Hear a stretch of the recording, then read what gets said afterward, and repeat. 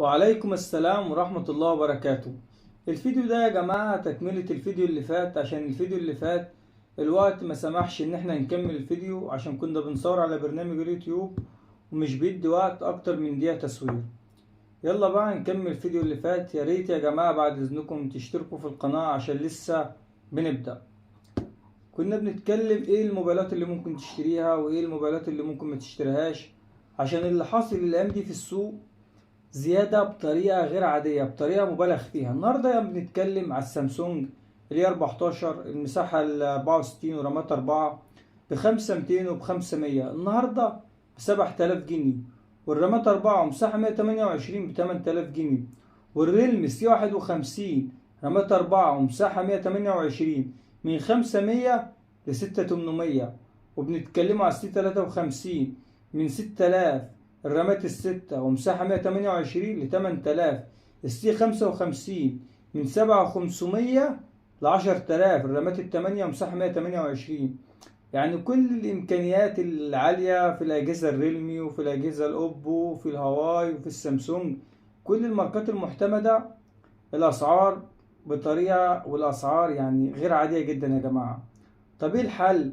بتلاقي النهارده طبعا ناس كتير بتطلع تعرض عليك وتسوق الاي تيل والاي كيو والام هورس والاي بلس والحاجات دي كلها يا جماعه غير معتمده. بتشتري جهاز اي تيل او تكنو او ام هورس او اي حاجه من الحاجات دي رامات 4 او 8 ومساحه 128 ب 4000 وب 4200. طب اشمعنى؟ ايه الفرق؟ عشان الجوده اقل والامكانيات اقل. لما الاسعار تعلى ما تروحش تشتري الحاجات دي وخلاص، خليك عارف ان الحاجات دي اقل. يعني الرامات 4 مش هي الاربعة مش فعالة، دي امكانيات على الورق.